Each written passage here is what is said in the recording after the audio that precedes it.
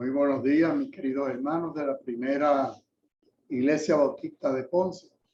Y habla el hermano Joaquín Caco Lavoy para acompañarte en el estudio bíblico en esta mañana. Seguimos usando la edición del discípulo Salud Integral. Estamos en la cuarta unidad, los duelos y los sentimientos de pérdida. En esta mañana vamos a estudiar el duelo perinatal cuando se pierde un bebé en el tiempo de gestación o durante el primer año de vida. Y vamos a referirnos a Primera de Reyes, capítulo 3, versos del 16 al 28, en donde allí el rey Salomón imparte su sabiduría y interviene en el caso de tan conocido por nosotros de las dos mujeres que van con un niño, porque uno murió, queda uno y va y cada una reclama que el bebé es de ella. Vamos a estudiar en este libro de los Reyes, en ese capítulo 3, es un libro que desconocemos quién es el autor, pero se le atribuye al profeta Jeremías. La fecha probable en que se escribe este libro entre el 560 al 538 a.C. Los libros de Samuel y Primera de Reyes están escritos en hebreo inicialmente. Y eran un solo libro. Formaron inicialmente un solo rollo, un solo pergamino, pero los traductores de la versión de los 70 o Septuaginta, que es la versión griega del Antiguo Testamento que se escribe 300 años antes de Cristo. Ellos hicieron la división que hoy conocemos como Primera y Segunda de Samuel, Primera y Segunda de Reyes. ¿Por qué? La versión de la Vulgata Latina continuó la organización de esta versión de los 70. Esta división de un solo rollo en 4 probablemente obedecía a que el hebreo carece de vocales, pero el griego no. Por ende, la versión griega se hizo demasiado de grande y se hizo necesaria la división debido a la extensión de los libros entonces, de este libro. Por lo tanto, los editores del Antiguo Testamento en griego o Septuaginta dividieron la obra en Primera y Segunda de Reinos, que viene siendo la Primera y Segunda de Samuel nuestra, y Tercera y Cuarta de Reinos, que son entonces Primera y Segunda de Reyes, según las conocemos. Así que Primera y Segunda de Samuel y Primera y Segunda de Reyes en nuestras Biblias en el original hebreo es un solo libro. El objetivo del estudio en esta mañana es identificar las distintas o diferentes pérdidas en el duelo perinatal, esa pérdida del embarazo o del bebé nacido, pero que fallece en el primer año de vida. Mencionar algunas de las intervenciones erróneas que hacemos durante este duelo perinatal y conocer algunas estrategias que podemos llevar a cabo como cristianos para apoyar y acompañar a la familia que experimenta ese duelo perinatal. El duelo perinatal es el que se experimenta tras la muerte de un hijo, cuando el fallecimiento se produce durante el periodo que va desde la concepción. Quiere decir, puede ser una pérdida de un embarazo de semanas, de 1, 2 meses, 6 meses, o el bebé ya nacido, pero que fallece en ese primer año de vida. Ese es el duelo perinatal. El doliente es la persona que padece el dolor, tanto físico como emocional, como mental. Uno de los dolores más agudos que pueden experimentar madres, padres y los familiares surgen como secuela de esa pérdida de ese bebé. Algunas de las personas que han experimentado el duelo perinatal lo describen que es un sufrimiento inmenso, un dolor indescriptible, esa pérdida de ese hijo, y es un proceso bien traumático. No importa el embarazo tenga 2 meses, no importa el embarazo tenga los 9 meses. Para ese papá y esa mamá duele igual. Y eso tenemos que experimentar, que saberlo y experimentarlo nosotros. No podemos decirle que porque era un embarazo de 6 semanas, pues la familia, ese papá y esa mamá, sufren menos que el bebé de los 9 meses que perdieron. Más allá del restablecimiento físico y emocional, se ha encontrado que una de las razones más significativas para que el duelo perinatal se prolongue y sea difícil de asimilar es la minimización que hace la sociedad, pero lo toma en un duelo negado, silenciado, incomprendido, como si fuera mínimo lo que ha perdido esa pareja. Aunque la definición del duelo perinatal no contempla a los bebés que no se han gestado, en otras palabras, el duelo perinatal pudiera considerarse también aquellas familias, aquellas parejas que no han logrado el sueño de un embarazo, esa ilusión, la pérdida de esos sueños, esas expectativas, también lleva a esta familia al duelo perinatal, a pesar de nunca haber logrado concebir. Vamos entonces a la escritura. Primera de Reyes, les dije que se cree que el profeta Jeremías lo escribió. Estamos en el capítulo 3, versos 16 al 28. En esta lección exploramos el mensaje de un pasaje bíblico muy conmovedor. Es el momento cuando Salomón considera la petición de 2 madres en conflicto. Ya en posesión del trono, Salomón, una vez que muere su padre David, tuvo una profunda experiencia espiritual y estando en el santuario de Gabaón, Dios le habló en sueños y lo desafió diciendo: pide lo que quieras que yo te dé. Eso es el capítulo 3, verso 5. Y en respuesta, Salomón no pidió ni poder, ni riqueza, ni una larga vida, que es lo que pedía todo el mundo. Pero pidió sabiduría.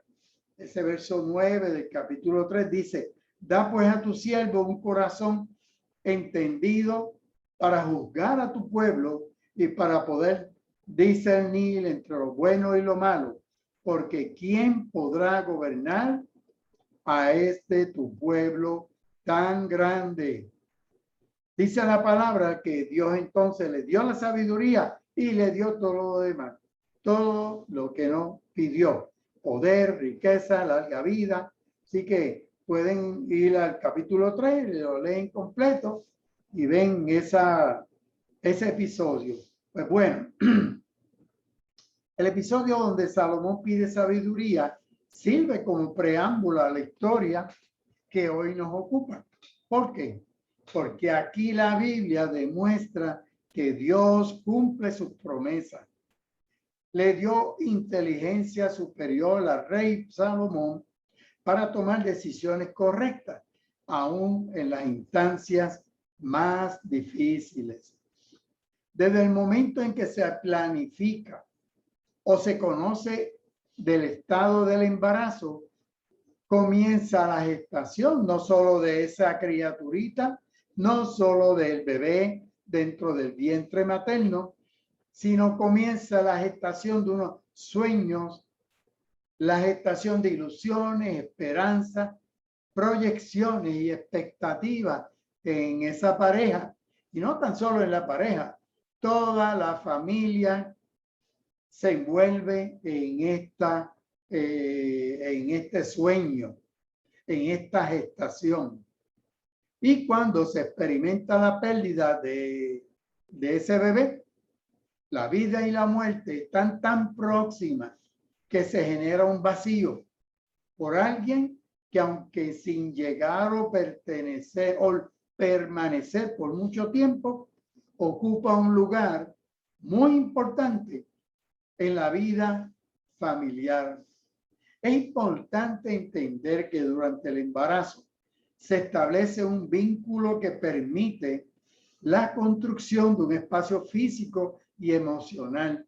Los padres comienzan a soñar sobre el futuro, crean en su mente un proyecto de vida. No ha nacido, pero ya tiene un lugar significativo en sus vidas. Y de momento, abruptamente, esos sueños, esos anhelos, esas esperanzas son interrumpidas cuando oyen estas palabras: no hay latido fetal. ¿Cuántas veces nos ha tocado darle esta mala noticia? Y cada pérdida es una forma tan difícil de tanto el grupo médico, enfermera, el personal del hospital, la familia, todos los que están alrededor de esta pareja, para poder trabajar, vamos a decir, con ellos este duelo. La vida se apaga antes de iniciar. Los padres pudieran sentir deseo frecuente de llorar, gritar, culpar a alguien. Desaparece el sueño de tenerlo en sus brazos y verlo crecer. Así que los padres experimentan un shock. Esas emociones son diversas. Van desde la tristeza, la desesperanza, la impotencia, la angustia, la frustración, el coraje y la culpa y la ira. ¿Quién es el culpable de que mi bebé haya fallecido? ¿Qué hice? Muchas veces, ¿qué hice? ¿Qué debía haber hecho? Y se empiezan a echar culpa en el matrimonio, la pareja. Si no, pues le echan la culpa a otras personas, al hospital, al médico, a la enfermera, al que sea. O se echan ellos la culpa: me comí esto, me bebí aquello, hice tal cosa. Ese sentimiento de culpa es bien importante que lo podamos manejar y ayudar a esa pareja y esa familia. La asimilación de ese duelo perinatal va a depender en gran medida de los recursos psicológicos, lo traumático que haya sido el evento, y los recursos espirituales y los recursos de apoyo. Así que no tan solo depende de los recursos, sino ese evento, cómo se dio, dónde se dio, cómo se perdió ese bebé. Esto incluye el espacio que esos dolientes hayan tenido para expresar sus emociones sin ser juzgados ni cuestionados. Cuidado, familia, lo que le dicen a esa pareja. Y el trato que el equipo médico tiene para con ellos. Es común y erróneamente las personas tienden a utilizar estas frases que añaden dolor a los padres y a los familiares en vez de traer consuelo y apoyo. Mire, mejor mantengámonos callados, no digamos nada, porque muchas veces, mira, cuántas veces yo no he oído este tipo de frases tratando nosotros de hacerle, de darle apoyo, darle consuelo, y decimos: ahora hay un angelito en el cielo, todo ocurre por algo, aún no era persona. Dios santo, imagínense. Mejor ahora que está de pocas semanas que después de varios meses. Mire, le duele igual. Mi experiencia como obstetra es que esto duele igual. No importa sea de pocas semanas, sea de varios meses. La pérdida es la pérdida. Así que mire, no diga estas tonterías, porque lo que hace es causar más angustia, más llanto. Le decimos, para venir mal, mejor que no venga. Mire qué consuelo. Si no se dio, es porque no tenía que nacer. Para estar enfermo, mejor así. Entonces tratamos de consolarla de esta forma. Ah, tú eres una muchacha joven, tienes una vida por delante, ya tendrás otro, pero es que no es el otro, el que cuenta es este que acaba de perder. Entonces piensa en tus otros hijos, sepa la mujer que ya ha tenido y tiene par de muchachos en la casa y la ponemos a pensar en aquello, porque este no cuenta, el que acaba de perder. Sé fuerte, tienes que mirar hacia adelante. Mire, todas estas tonterías que están aquí, mejor cállesela. No diga nada. Si lo mejor es como cuando vamos a la funeraria a darle pésame a alguien. Si es mejor no decir nada. Con la presencia nada más, un abrazo, un apretón de mano.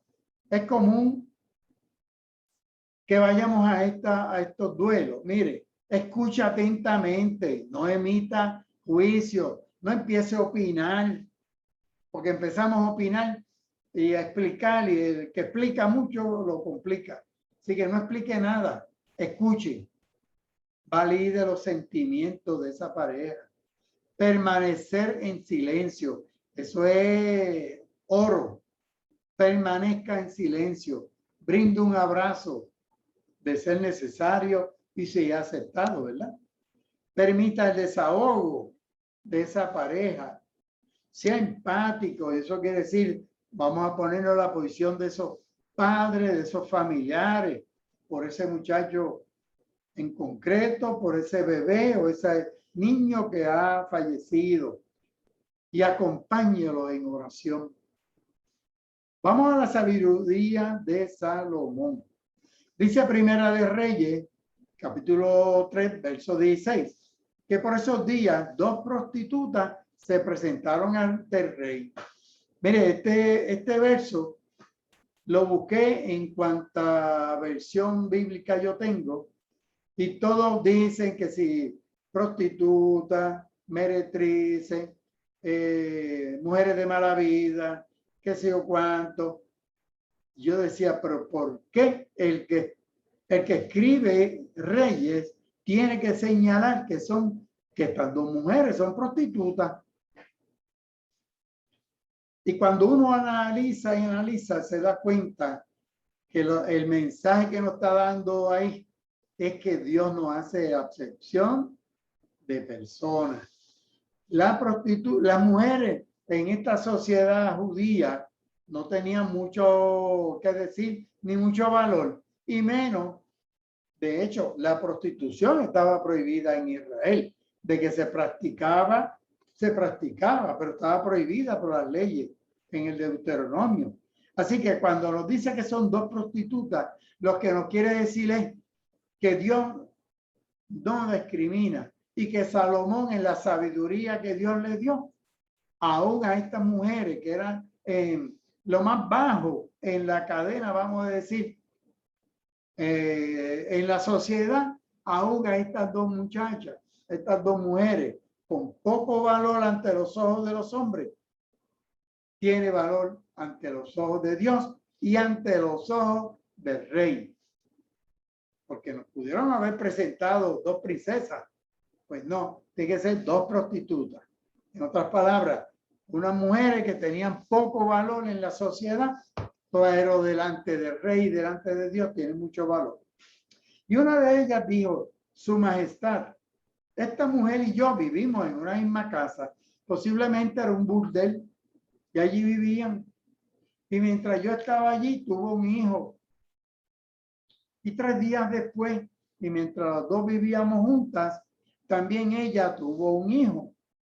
Y nadie más estaba en la casa sino solo nosotras dos.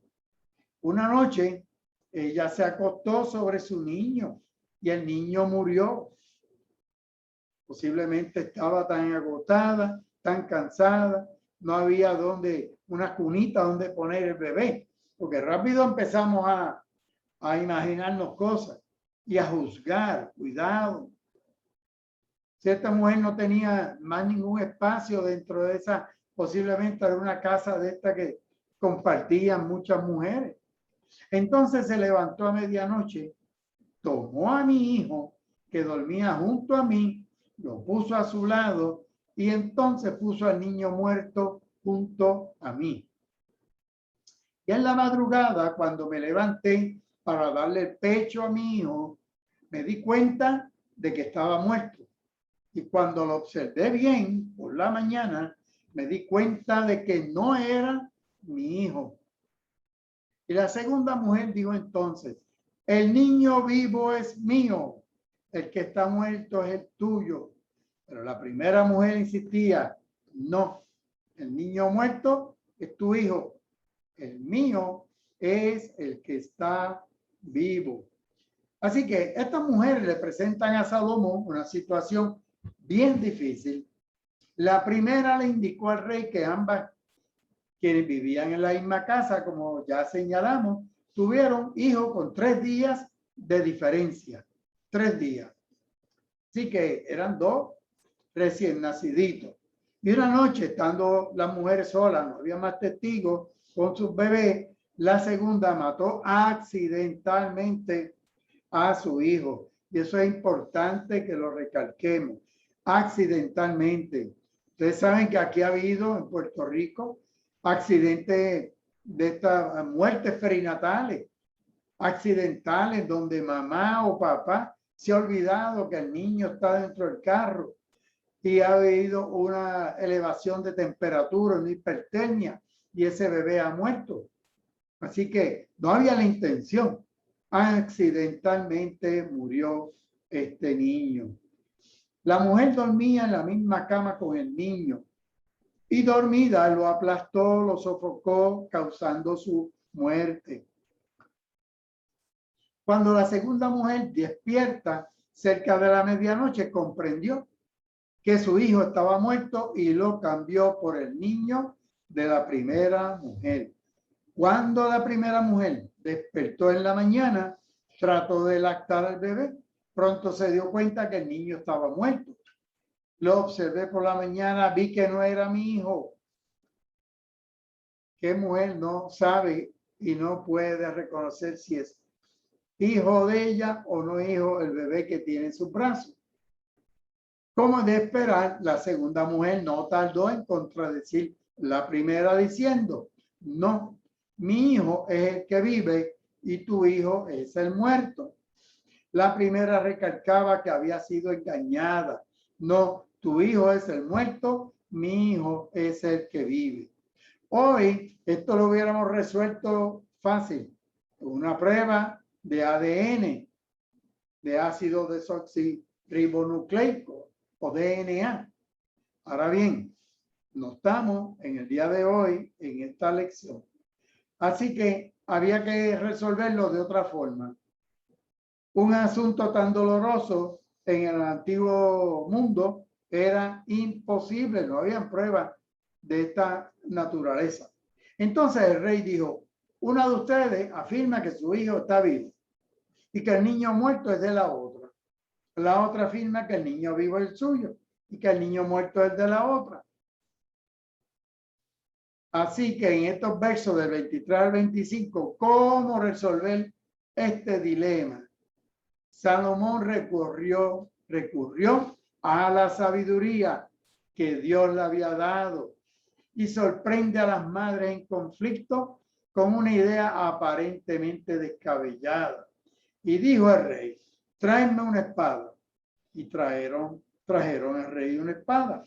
Enseguida el rey dijo, partid por medio al niño vivo, darle la mitad a la una y la otra mitad a la otra. Verso 25. Salomón sabía que ambas mujeres estaban pasando por un proceso de luto, pues una había perdido a su hijo por muerte y la otra por engaño. Así que ambas están dentro del proceso de luto. Hoy sabemos que la ira es parte de ese proceso de luto, particularmente respuesta a las frustraciones que provocan las pérdidas. Sin embargo, Salomón confiaba en el poder del amor materno, por lo cual esperaba que el cariño por el niño sobreviviente fuera mayor que el rencor. Y en el verso 24 dice entonces, el rey dio una orden, tráigame una espada. Y cuando se la llevaron, dijo, traigan al niño vivo y pártanlo por la mitad. Entonces, en el verso 26, la madre del niño vivo, llena de compasión por su hijo, suplicó al rey, ay, su majestad, no lo maten, que se quede esta mujer con el niño vivo. Pero la otra dijo, no, ni para ti ni para mí, que lo partan por la mitad. Esto es importante, esta frase, porque vamos a hablar un poquito de la psicosis posparto, que puede estar explicando, no la depresión posparto, porque la mujer puede experimentar una depresión posparto, que es también las melancolías posparto, que son los postpartum blues y todas esas cosas. Pero hay una cosa que se llama psicosis posparto, que hemos visto en las noticias, ha ocurrido en Florida, en Texas, en otros estados, donde una madre ha matado a todos sus hijos, da a luz y mata al recién nacido y a los demás. Y es que oyen voces, oye, y eso es psicosis posparto. Y esta respuesta de esta mujer no hace sentido, porque por más mala que fuera, no iba a pedir eso a menos que esta persona esté enajenada de la realidad, que lo partan por la mitad. Entonces el rey intervino y dijo, entrega al niño vivo a esta mujer, que es la verdadera madre.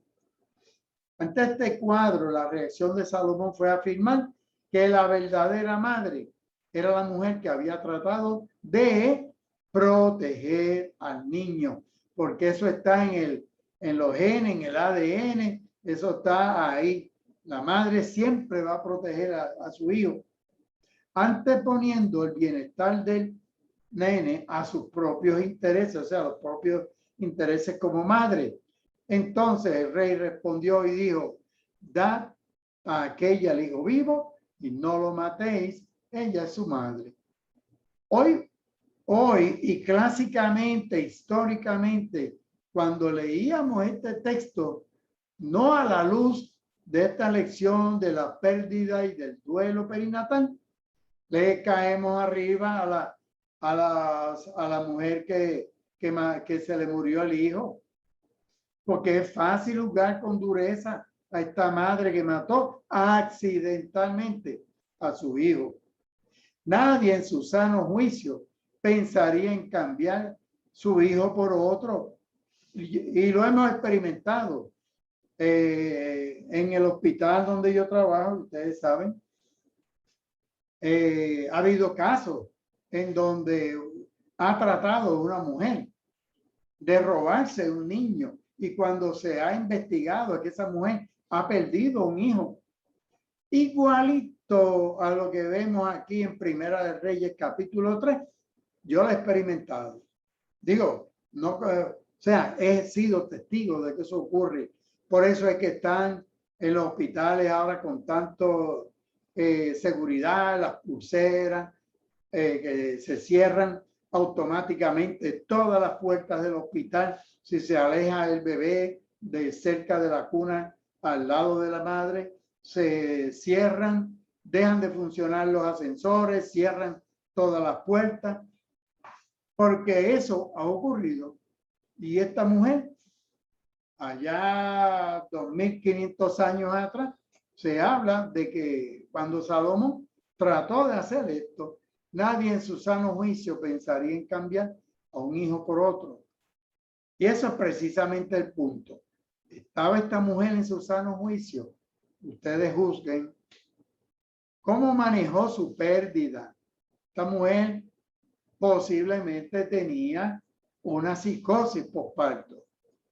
No podemos descartar que esta mujer era sencillamente una persona que había perdido el sentido de la moral. Está bien, esa es la interpretación clásica que eso nos ha dado, la interpretación histórica, pero no nos han hablado de otras posibilidades como la que estamos estudiando en esta mañana.